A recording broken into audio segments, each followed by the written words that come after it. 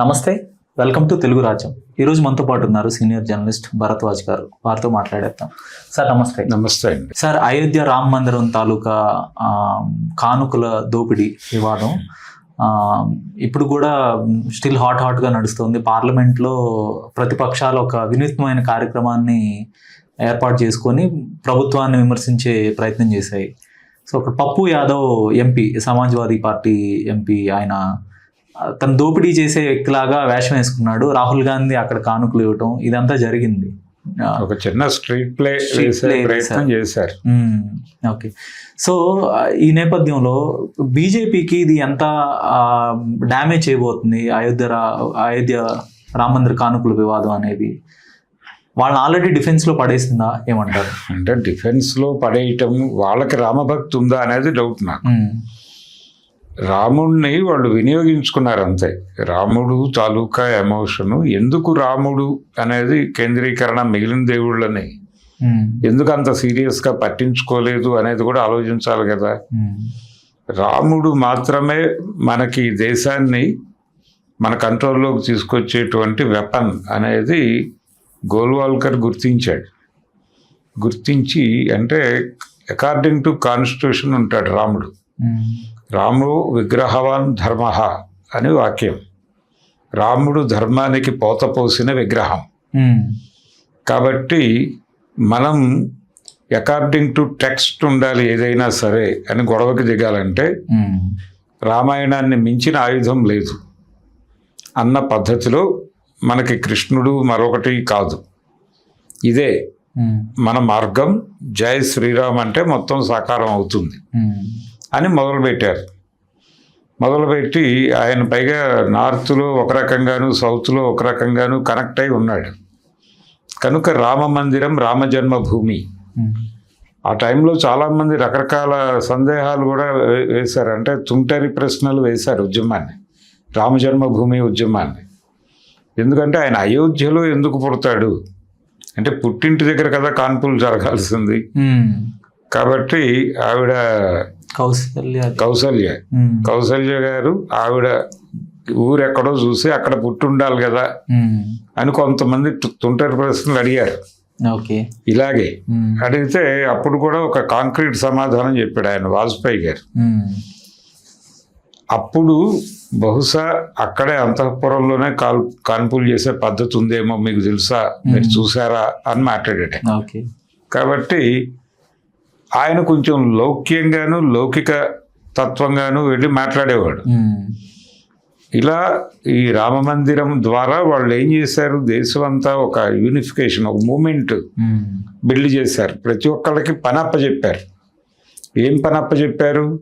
శిలాన్యాస్ అన్నారు. శిలాన్యాస్ అంటే మీ ప్రతి ఇంటి నుంచి ఇటుకలు పంపండి అన్నారు. మీ ఊరిలో ఉన్న బట్టి దగ్గరికి వెళ్ళి మీ దగ్గర 1000 రూపాయలు ఉంటే 1000 రూపాయలు, 500 ఉంటే 500, 200 ఉంటే 200 ఇవ్వండి వాడికి. ఆ 200కి ఎన్ని ఇటుకలు వస్తాయో అన్ని ఇటుకల మీద శ్రీరామని వేసి ఇవ్వనండి. జై శ్రీరామ్ అని వేసి వాటిని మీరు కొరియర్ చేయండి మాకు. ఇదంతా యాక్టివిటీయే కదా. యాక్టివిటీలోకి వచ్చినవాడు ఓటేస్తాడు కదా. అలా శిలాన్యాస్ అన్నారు, కరసేవ అన్నారు.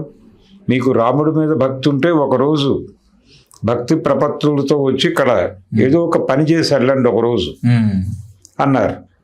వెళ్ళారు చాలా మంది. ఆ వెళుతున్న వాళ్ళతోనే కదా గొడవైంది గోత్రాలు. కాబట్టి ఇలాంటి ప్రోగ్రామ్స్ ఇవ్వటం ద్వారా వాళ్ళు పబ్లిక్ అటెన్షన్ని టువర్డ్స్ కమలం డైవర్ట్ చేసుకోవడానికి రాముడు అద్భుతంగా ఉపయోగపడ్డాడు. మరి మీకు ఎంత ఉపయోగపడిన రాముడి గుడి కట్టారు మీరు, ఓకే, బాగానే ఉంది. ఆ ప్రాంతంలో అసలు ముస్లిం ఎగ్జిస్టెన్స్ లేకుండా తోసేశారు మీరు, ఇంకా అద్భుతంగా ఉంది. కానీ ఆ నియోజకవర్గంలో మీరు ఓడిపోయారు. అయోధ్యలో ఓడిపోయారు కదా. బిగ్గెస్ట్ షాక్ అది బీజేపీకి. అంటే అది జరిగిన తర్వాత ఈ చోరీ గొడవ, ఈ నిధుల, అంటే దీనికి వచ్చినటువంటి దానికి సంబంధించినటువంటి అకౌంటబిలిటీ ఎవరిది అంటే విశృంఖలంగా డబ్బులు పంపించారు జనాలు ఈ అంధభక్తితో జరిగిన కార్యక్రమం. ఈ వచ్చిన డబ్బులు వచ్చినట్టుగా వీళ్ళు అసలు ఇప్పుడు చోరీ జరిగిందని చెప్తున్నారు కానీ దాని మీద ఎవరికి క్లియర్ పిక్చర్ లేదు. అసలు దానికి రిసిప్ట్ పద్ధతి ఉందా అనేది కూడా లేదు. దాని మీద కూడా డౌట్స్ ఉన్నాయి. రిసిప్ట్ సిస్టమ్ లేదు. అంటే ఇవన్నీ స్వచ్ఛందంగా ఎవరో సమర్పించుకుని వెళ్ళిపోతే దానిలో నుంచి పక్కదారి పట్టింది ఎవడో ఇల్లు కట్టించుకున్నాడు అనేది కదా గొడవ. ఇప్పుడు వాడికి ఉండటానికి దిక్కు లేని వాడిని ఇందులో ఎంప్లాయీగా చేరిన తర్వాత వాడి సినిమా మారిపోయింది. సో ఎక్కడో నిధులు దారి మళ్ళుతున్నాయి అనేది అక్కడి నుంచి కదా రూటు మీరు గొడవ చేసింది. అసలు వీళ్ళని మించిన దొంగలు చాలామంది ఉంటారు అక్కడ. వాళ్ళందరూ పక్క వెళ్ళిపోయారు. ఇప్పుడు వీళ్ళు మాత్రం కనిపిస్తున్నారు. వీళ్ళని టార్గెట్ చేశారు. కొంతమంది ఎంప్లాయీస్ మీద వేసి వాళ్ళ మీద దాడి చేసేసి దీన్ని వాళ్ళ మీదుగా ముగించాలని ప్రయత్నం చేస్తున్నారు. దీని మీద గొడవ చేయాల్సిన అవసరం ఉంది విపక్షం. కాంగ్రెస్ పార్టీ ఇప్పుడు ఎవరినైతే వీళ్ళు క్రిమినల్స్గా చూపించేశారో, బలానా వాడికి తినడానికి తిండి లేకుండా ఇక్కడికి వచ్చాడు, వాడు ఇప్పుడు ఇల్లు కట్టుకున్నాడని చెప్పారు ఓపెన్గానే. కాబట్టి అసలు వీళ్ళు కాదు, మొదటి నుంచి మేము అసలు రామాలయ ప్రారంభం నుంచి మొత్తం ఆడిట్ చేస్తాం, పబ్లిక్ ఆడిట్ చేస్తాం, మీరు ఓపెన్ చేయండి అని గొడవ చేసి సినిమాలోకి ఎంటర్ అవ్వాలి కదా. అంటే భారతీయుల దేవుడు రాముడు అని ఎస్టాబ్లిష్ చేసింది కూడా వాళ్ళే, మతాలకు అతీతముగా. అంటే ఆ మధ్య అయోధ్య రామాలయ ప్రారంభం సందర్భంగా ఇంటింటికి వీళ్ళు అక్షంతల పంపిణీ చేశారు. ప్రతి వార్డులోనూ అక్కడే 1 కిలో బియ్యం కొనుక్కోవడం, దానిలో ఏదో కలిపేసి పసుపు తీసుకెళ్ళి ఇంటింటికి ఇవ్వడం అనే కార్యక్రమం చేశారు. రాముడు కేవలం హిందువుల దేవుడు మాత్రమే కాదు, భారతీయుల దేవుడు. మీరు ఈ అక్షంతలు వేసుకోవాలి మీరు భారతీయులు అయితే. అంటే మీరు భారతీయులు కావు అనాలి. ఇప్పుడు అక్షంతలు రిటర్న్ ఇస్తాయి. అయితే మీరు ఈ దేశం వదిలి వెళ్ళిపోండి అంటాడు వీడు. అందుకని ఎందుకు వచ్చిన గొడవ అని అక్షంతలు తీసుకుని అక్కడ పెట్టుకున్నారు. ఈ లెవెల్ టెర్రరిజం నడిపారు వాళ్ళు రాముడి పేరుతో. ఆ రోజున వీళ్ళెవరూ మాట్లాడలే. ఇప్పుడు పార్లమెంట్ దగ్గర గొడవ చేస్తున్న వాళ్ళు ఎవరు. కాబట్టి వీళ్ళు టేకప్ చేయాల్సిన పద్ధతి టోటల్గా ఇప్పటి వరకు దానికి ఏం జరిగింది అనేది మీ గొడవలాగా మీరు నడిపేసుకుంటున్నారు. ఇప్పుడు మీరే గొడవ చేస్తున్నారు అక్కడ ఏదో కైంకర్యం జరిగింది అని. అంటే ఎవడో నిధులు స్వాహా చేశాడు, దొంగతనాలు జరిగిపోయినాయని మీరే గొడవ చేస్తున్నారు. సో మీరు ఓపెన్ చేయండి ఒకసారి, మేము ఆడిటింగ్ చేస్తాం, చేసి ఏం జరిగిందో ప్రపంచానికి చెప్తాం అనేది కనుక వీళ్ళు ఇస్తే అప్పుడు గొడవ రంజుగా నడుస్తుంది. అది దాన్ని ఒక యుద్ధంగా మార్చాలి. మారిస్తే రాముడినే ఆయుధంగా ఉపయోగించి వాళ్ళని కంట్రోల్ చేయొచ్చు. అందుకని ఇదేదో ఒక ధర్నా కార్యక్రమం చేసి వదిలేసే ఇది కాదు, ఇంకొంచెం కాంక్రీట్గా వెళ్ళాలి. అంటే ఏ అయోధ్య, ఏ రాముడైతే వీళ్ళకి ఒక వెపన్ లాగా ఉపయోగపడ్డాడు బీజేపీకి, ఆర్ఎస్ఎస్కి, ఇప్పుడు వాళ్ళకి ఒక వీక్ పాయింట్ లాగా మారిపోతున్న సందర్భం అయితే కనపడుతోంది. అంటే అసలు ఆ పేరెత్తితేనే వాళ్ళు మనం ఎక్స్పోజ్ అయిపోయాము ఆల్రెడీ, ఇది ఇంకా డ్యామేజ్ జరుగుతోంది అనే ఒక భయపడుతున్న ధోరణి అయితే కనపడుతోంది. అంటే భయం ఏమి ఉండదండి. వాళ్ళు రాముడు తమని తిరిగి గెలిపిస్తాడనే నమ్మకం ఉంది వాళ్ళకి. రాముడే కాదు, ఇప్పుడు కృష్ణ జన్మభూమి అనే గొడవ ఒకటి ఉంది అక్కడ మధురలో. అంటే దాన్ని కృష్ణుడు పుట్టింది చెరసాలలో పుట్టాడు, అది కింద ఉంటుంది. ఆ పైన కొంచెం కార్నర్లో మసీదు ఉంటుంది. అది తీసేసి అక్కడ గుడి కడితే స్ట్రైట్గా కిందకి వెళ్ళి కృష్ణ దర్శనం చేసుకోవడానికి బాగుంటుంది అని ఆ విముక్తి కార్యక్రమం ఒకటి జరుగుతోంది, ఒక ప్రోగ్రాం. అది ఒక ఎన్నికలో తమని గెలిపిస్తుంది అని వాళ్ళు నమ్ముతున్నారు. అందుకని ఇవన్నీ మీరు ఒంటరిగా చేయొద్దు, అందరినీ ఇన్వాల్వ్ చేయండి, అందరినీ పిలవండి, అలా చేయండి, డెమోక్రటిక్గా వెళ్ళండి అన్న పద్ధతిలో ఇప్పుడు మీరు గుడి తలుపులు తెరవండి, మేము వచ్చి ఆడిట్ చేస్తాం, మాకు అవకాశం కల్పించాలి అనేది డిమాండ్ చేయాలి. ఆ డిమాండ్తో గొడవ చేస్తే సగం దారిలోకి వస్తారు అని అనుకోలేం. కానీ వాళ్ళ డైలాగ్ ఏమిటి అనేది వాళ్ళని ఎక్స్పోజ్ చేయటం అవుతుంది కనీసం. ఇంకొంతమంది నెరేటివ్ ఏంటంటే ఇప్పుడు ఈ కాక్రోచ్ జనతా పార్టీ ఉద్యమం ముందుకు రావటం కానీ, ధర్మేంద్ర ప్రధాన్ రాజీనామా చేసే వరకు దేశవ్యాప్తంగా ఒక పెద్ద పోరాటం జరగటం, 12 ఏళ్లలో ఎప్పుడూ లేని విధంగా మోదీకి ఒక మోరల్గా ఒక డిఫీట్ అనుకోవచ్చు దీన్ని. సో ఇలాంటి పరిస్థితి రావటం వెనక అయోధ్య రాముడి యొక్క శాపం ఉంది, అయోధ్యలో జరిగిన దోపిడీ వాళ్ళని ఇట్లా ముంచేసింది అనే ఒక నెరేటివ్ అయితే ఉంది. అది నిజమా కాదా అనే పక్కన పెడితే అది ఒక ప్రచారానికి అయితే అవకాశం చేయొచ్చు, తప్పేం లేదు. అయోధ్య రాముడికి అన్యాయం జరిగింది కాబట్టి ఆయన ఇచ్చిన శాపమే బొద్దింకల రూపంలో కాటేస్తోంది అని చెప్పడంలో తప్పేం లేదు. పర్టికులర్గా ఎప్పుడూ లేనిది ఈ 12 ఏళ్ల తర్వాత, పర్టికులర్గా అయోధ్య రామ మందిరంలో వివాదం బయటపడిన తర్వాతే ఈ స్థాయిలో ఉద్యమం రావటం వెనక కూడా అంటే ప్రజల్లో కొంత రియలైజేషనా, లేదంటే ఆ రియలైజేషన్కి ఇది ఒక అంశంగా ఉపయోగపడింది అంటారా అయోధ్య రామ మందిర వివాదం? అది మొదలుపెట్టిన వాళ్ళు ఏ సెన్స్లో మొదలుపెట్టినప్పటికీ దాన్ని ప్రచారం చేయటంలో తప్పు ఉందని నేను అనుకోవడం లేదు. ఓకే, అంటే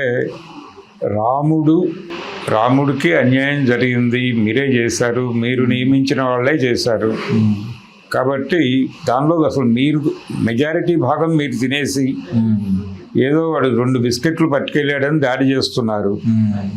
కాబట్టి మొత్తం విచారణ జరగాలి ఇన్ టోటల్. ప్రారంభం నుంచి ఎవరెవరు ఎంతెంత ఇచ్చారో ఓపెన్గా చెప్పండి అంటే చెప్పకపోవచ్చు డెఫినెట్గా. అది అంత ఈజీ వ్యవహారం కాదు, ఎందుకంటే చాలా గుంభనగా చేతులు మారాయి డబ్బులు. చివరికి ఎలా తయారైందంటే అదొక అవినీతి కార్ఖానాగా మారింది. ఇప్పుడు కేంద్ర ప్రభుత్వంతో మీకు పని ఉంది, ఒక కాంట్రాక్ట్ కావాలి, లేదు ఉత్తరప్రదేశ్లో ఒక పని కావాలి, రామ మందిరానికి మీరు వస్తారు, ఆ లోకల్ మంత్రిని వాడెవడో పంపిస్తాడు, వాడి సమక్షంలో వీడు 2 మూటలు అక్కడ పెడతాడు రాముడి కోసం. ఆ 2 మూటలు వీడికి వెళ్తాయి, వీడి పని అయిపోతుంది. వాడు ఆ గుడికి మాత్రమే వెళ్తాడు, అక్కడ ఎవరిని కలవడు, ఏ అధికారిని, పని అవుతుంది. అలాగే ఢిల్లీ నుంచి ఒక మనిషి వస్తాడు, అక్కడ కూర్చుంటాడు, అతని సమక్షంలో రాముడికి మూటలు వెళ్తాయి, ఆ మూటలు వీడితో ఢిల్లీ వెళ్తాయి. వీడి ఊరు వెళ్ళిపోతాడు, వీడి పని ఢిల్లీ నుంచి అవుతుంది. అలా ఒక పవర్ సెంటర్గా మారింది రామ మందిరం అనేది కూడా ఉంది. సో ఇలా ఎన్ని వచ్చినాయి, ఎన్ని కైంకర్యమైనాయి, అసలు ఒక దోపిడీ సిస్టమ్ కోసం నిర్మించిన గుడి అది. అందుకని ఆ కార్యక్రమం బాబాలు వాళ్ళు చేసేది ఇదే పని. వాళ్ళ దగ్గరికి ఒక ఐఏఎస్ ఆఫీసరు భక్తుడే, వాడి బాధితుడు భక్తుడే. వీడొచ్చి వీడి బాధ చెప్పుకుంటాడు, స్వామీజీ మన భక్తుడికే సమస్య ఉంది మీరు పట్టించుకోవాలని వాడితో చెప్తాడు. ఈ మీడియేషన్ చేసినందుకు హుండీలో డబ్బులు పడతాయి. ఇదే కదా బిజినెస్, వాళ్ళు చేసినా వీళ్ళు చేసినా. అంటే వీడితోనూ వాడితోనూ మాట్లాడడానికి ఒక వెసులుబాటు ఉండటం, ఒక కన్వీనియన్స్ ఉండటం. అక్కడ విజిలెన్స్ ఉండదు, సర్వేలెన్స్ ఉండదు, కాబట్టి వాళ్ళు ఏదైనా చేసుకుంటారు. ఇలాంటి పరిస్థితి ఉండకూడదు అన్న ధోరణిలో గొడవ మొదలైతే కొంత సెటరైట్ అవ్వచ్చు. పైగా గుడి ఏదో బీజేపీ గుడిలాగా మాట్లాడటం తప్పు. అది దేశ ప్రజలది, హిందువులది అనుకోవచ్చు, దేశ ప్రజలది, వాళ్ళు చెప్పిన పద్ధతిలోనే. దేశ ప్రజల తాలూకా ప్రాపర్టీ అది. ఓకే, ఈ కాంట్రవర్సీ రేపు వచ్చే సంవత్సరంలో ఎన్నికలు జరగబోతున్నాయి, మార్చి ఏప్రిల్లో. సో యూపీలో ఇది ఎలాంటి ఇంపాక్ట్ క్రియేట్ చేయబోతుంది? అఖిలేష్ యాదవ్కి ఇది ఒక ఉపయోగపడుతుంది, డెఫినెట్ గా ఉపయోగపడుతుంది. ఆయన ఇంకొంచెం పద్ధతిగా కనుక చేసుకోగలిగితే, అంటే ఇక్కడ న్యూట్రల్ హిందూ ఓట్లని తన వైపు టర్న్ చేసుకోవాలి. ఆ టర్న్ చేసుకోవటానికి ఏం చేయాలి అనే దాని మీద కాన్సన్ట్రేట్ చేస్తే అఖిలేష్ యాదవ్కి, అలాగే అక్కడ దళిత్ ఓట్ బ్యాంక్ ఉంది బలంగా ఉంది,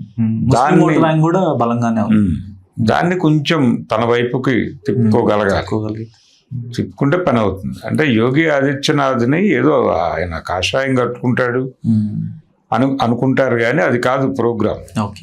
ఆయన ఒక దాదా, అక్కడ పంచాయతీలు చేయటమే ఆయన జీవితం. చాలా మందికి తెలియని విషయం ఏంటంటే ఆయన పంచాయతీలు, ఇండస్ట్రియల్ సెటిల్మెంట్లు చాలా అద్భుతంగా చేస్తాడు, చేసేవాడు, ఇప్పటికీ చేస్తున్నాడు. సో దీనిలో భాగంగా ఎంతో ఆయనకి ముస్లిం కాంట్రాక్ట్స్ కూడా విపరీతంగా ఉన్నాయి. ఓకే. ఈయనని నమ్ముకుని ముస్లిం ఏరియాలో పంచాయతీలు చేస్తున్న వాళ్ళు ఉన్నారు. వాళ్ళందరికీ ఈయన ఆశీర్వాదం ఉంటుంది. ఓకే. వాళ్ళ మూలంగా గెలుస్తున్నాడు ఆయన. అందుకని ఆ చైన్ని బ్రేక్ చేయాలి. ఇక 2024 ఎన్నికల్లో యూపీలో క్లియర్ కట్గా ఇండియా కూటమికి మెజారిటీ వచ్చింది. అవును. అఖిలేష్ యాదవ్ కానీ కాంగ్రెస్ పార్టీ కానీ గణనీయమైన సంఖ్యలో వాళ్ళకి తగ్గాయి బీజేపీకి. ఒకప్పుడు అసలు దాదాపుగా స్వీప్ చేసిన పార్టీ 2వ స్థానానికి పడిపోయింది. వీళ్ళు క్రాస్ చేసుకుని వెళ్ళిపోయారు ఇండియా కూటమి. సో అక్కడే కొంత బీజాలు పడినాయి యూపీ. ఇప్పుడు మొన్న కాక్రోచ్ జనతా పార్టీ చేపట్టిన ఉద్యమానికి కూడా ఎక్కువ ఆ 2 యూపీ నుంచి బీహార్ నుంచి వచ్చారండి. ఢిల్లీకి వచ్చిన జనాలందరూ యూపీ నుంచే వచ్చారు. ఆ తర్వాత అత్యధికులు వచ్చింది బీహార్ నుంచి. ఆ 2 రాష్ట్రాల కంట్రిబ్యూషనే కాక్రోచ్ ఉద్యమం. ఇప్పుడు కేసులు పెడుతున్నది కూడా వాళ్ళ మీదే ఎక్కువ. దాడులు జరుగుతోంది కూడా యూపీలోను బీహార్లోనే. ఆంధ్రప్రదేశ్ దాకా విస్తరిస్తారు దాడులు అని చెప్తున్నారు. ఓకే. అక్కడికి వెళ్ళిన వాళ్ళు మాత్రమే కాదు, వాళ్ళు వివిధ ప్రాంతాలలో నిర్వహించినటువంటి ధర్నా శిబిరాల దగ్గరికి వెళ్ళిన వాళ్ళకి కూడా ఉంటుందట. ఓకే. అది ఇప్పుడే వాళ్ళ సోషల్ మీడియా హ్యాండిల్స్లో ట్రాక్ చేసి ఫోటోలను ప్రమోట్ చేసే ప్రయత్నం చేస్తున్నారు. అవును. కాబట్టి ఇది ఇంకా బదనాం చేస్తుంది, టెర్రరైజ్ చేస్తుంది జనాల్ని. ఓకే. దీని ఎఫెక్ట్ డెఫినెట్గా వచ్చే ఎన్నికల మీద ఉంటుంది. సో బొద్దింకలు గొడవ అంత ఈజీగా బీజేపీని వదలదు. అతను అన్నట్టుగా నిన్న మాట్లాడుతూ అన్నాడు అక్కడ, మేం ధర్మేంద్ర ప్రధాన్ ఇంటికి పంపించాం, కేంద్ర ప్రభుత్వాన్ని ఇంటికి పంపించే రోజు కోసం మీరు వెయిట్ చేస్తున్నట్టు ఉంది, అది కూడా జరుగుతుంది అని చెప్పాడు. కాబట్టి అది ఎంత త్వరగా జరిగితే అంత బాగుంటుంది అన్నట్టుగా వీళ్ళ బిహేవియర్ ఉంది. అంటే అభిజిత్ దిప్కే కూడా ఒక మాట అన్నాడు, ఏదో ధర్మేంద్ర ప్రధాన్ రాజీనామా చేసిన మాత్రాన యువతలో ఆగ్రహం తగ్గలేదు, గుస్సా కమ్నా యువ అని కూడా అన్నాడు. అదే మిమ్మల్ని ఇంటికి పంపిస్తామని అన్నాడు. ఇంటికి పంపిస్తాము, ఆ ప్రోగ్రామ్ ఉంది మాకు అని చెప్పాడు ఆయన. అంటే ఎలా తయారయ్యారంటే వాళ్ళు ఆ ప్రోగ్రామ్ అయిపోయిన తర్వాత ఒక పార్టీ చేసుకున్నారు, ఆ సక్సెస్ని సెలబ్రేట్ చేసుకున్నారు కొంతమంది కలిసి. కోర్ గ్రూప్ సెలబ్రేట్ చేసుకుంది, అది ఒక హోటల్లో జరిగింది. మీరు 5 స్టార్ హోటల్లో సెలబ్రేషన్ చేసుకున్నారు, ఆ సెలబ్రేషన్కి వీళ్ళందరినీ ఎందుకు పిలవలేదు? ఇప్పుడు ఈ ఎఫ్ఐఆర్లో ఉన్న వాళ్ళందరినీ ఎందుకు పిలవలేదు? మీరు మాత్రమే ఎందుకు చేసుకున్నారు? అంటే వివక్ష ఉంది అక్కడ అనేది ఎస్టాబ్లిష్ చేయడానికి బీజేపీ హ్యాండిల్స్ అన్ని, హిందుత్వ హ్యాండిల్స్ అన్ని ఆ పనిలో ఉన్నాయి. అలాగే మిగిలిన విషయాలు వీళ్ళందరూ బయట నుంచి మనుషుల్ని తీసుకొచ్చి పెట్టారు అక్కడ. పెట్టి వాళ్ళందరూ రౌడీ ఎలిమెంట్స్. వీళ్ళేమో ఎఫ్ఐఆర్లు తీసేస్తామని ఓరల్గా హామీ ఇచ్చాడు నడ్డా, ఇన్ రిటర్న్ ఇవ్వలేదు. కాబట్టి కోర్టు ఏం చెప్పింది క్లియర్గా, ఎవరెవరు స్టూడెంట్స్ ఉన్నారో, ఎవరెవరికి ఎఫెక్ట్ అవుతుందో వాళ్ళని ఐడెంటిఫై చేసి తీసేయండి అని చెప్పారు. కాబట్టి ఈ ఇన్ రిటర్న్ లేని అగ్రిమెంట్ కాదు, కోర్టు చెప్పిన పద్ధతిలో వెళదాం. వెళ్ళినప్పుడు విద్యార్థియేతరులందరినీ ఇక్కడి నుంచి గెంటేయాలి, వాళ్ళందరినీ లోపల వేయాలి. అంటే విద్యార్థియేతరులు అంటే రౌడీ ఎలిమెంట్స్ అని. వాళ్ళు కాక్రోచ్ జనతా పార్టీ మీద ప్రెజర్ పెడుతున్నారు, మా ఎఫ్ఐఆర్లు కూడా తీయించకపోతే మేము మీ జీవితాలు రోడ్డు మీద పెడతామని బెదిరిస్తున్నారు. అందుకని వీళ్ళు వెళ్ళి అన్ని ఎఫ్ఐఆర్లు తీసేయమని ప్రభుత్వంతో గొడవ పడుతున్నారు అని కూడా బీజేపీ హ్యాండిల్స్ అన్ని ఘోషిస్తున్నాయి. ఇప్పుడు ఇలా బురద జల్లే ప్రోగ్రాం విస్తృతంగా చేస్తున్నారు. వాళ్ళు టేకప్ చేసినటువంటి ఈ యాంటీ రిజర్వేషన్ బ్లాక్ కూడా తగ్గింది, దాని హడావిడి, దాని డౌన్ఫాల్ మొదలైంది. దాన్ని సస్టైన్ చేయటానికి కూడా వీళ్ళు భుజాలు ఒడ్డి పోరాడుతున్నారు. ఏది చేసినా అయిపోయింది, సినిమా ముగిసింది.